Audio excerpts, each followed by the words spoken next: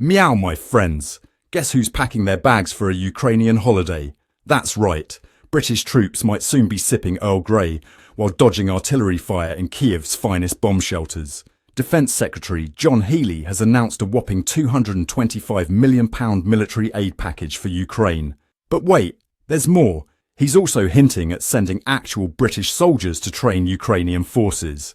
It's like the UK's gone from keep calm and carry on to keep calm and send the lads over, faster than you can say God save the king. Healey popped over to Kiev faster than you can say scone, probably to check if Ukrainian soldiers know the proper way to queue for artillery.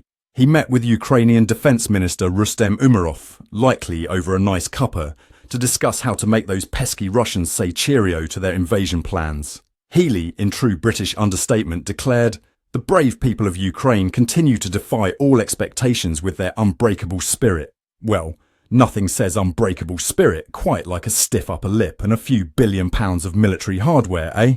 Now, let's break down this care package from Blighty, shall we?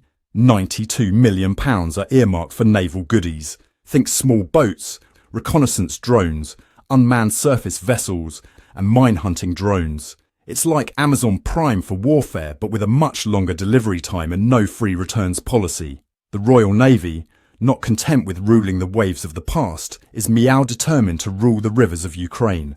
Britannia waives the rules indeed. Another £68 million will go towards air defence systems, because apparently the best way to secure Ukrainian airspace is to throw money at it until it sticks.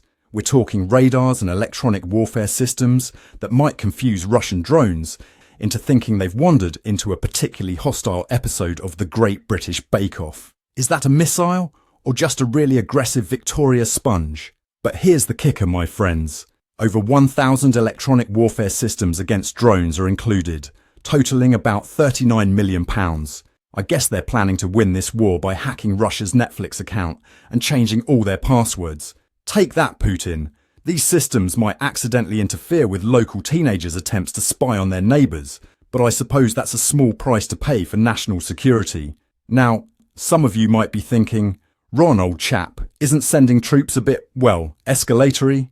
And you'd be right, because nothing says de-escalation quite like sending more troops to a war zone. It's like trying to put out a fire with a flamethrower. Brilliant strategy, chaps.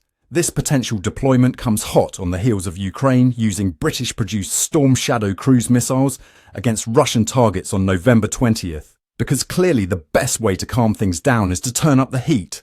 But let's not forget Operation Interflex, the UK's fancy name for teaching Ukrainians how to British Soldier 101. They've already trained 51,000 recruits. That's more people than can name all the Spice Girls. And they're considering sending troops directly into Ukraine for training.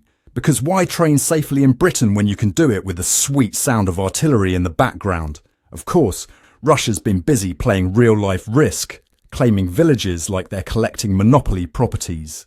They've even taken control of 2 villages recently. Time to send in the Brit Brigade to teach them the rules of fair play.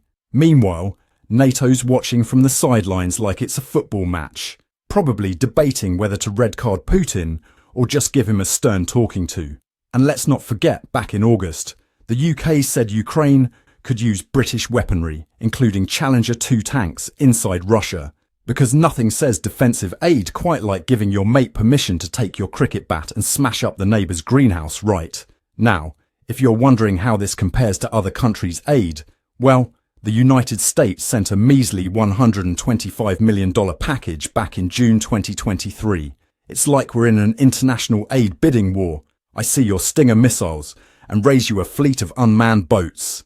Of course, this aid package might have some economic implications. The UK's defence budget is basically becoming Ukraine's piggy bank. But hey, who needs a functioning economy when you can have a really impressive array of military toys, right? So there you have it, folks. The UK is sending boats, drones, and potentially troops to Ukraine, all in the name of peace, because nothing says peace quite like a £250 million war chest. If you think sending troops to Ukraine is a smashing idea, give us a like. If you think it's bonkers, leave a comment. And if you're as confused as a Russian general reading a map, subscribe for more geopolitical mayhem. We'll return shortly with more updates. I'm Ron de Parmesan, and this has been another Newscat special report.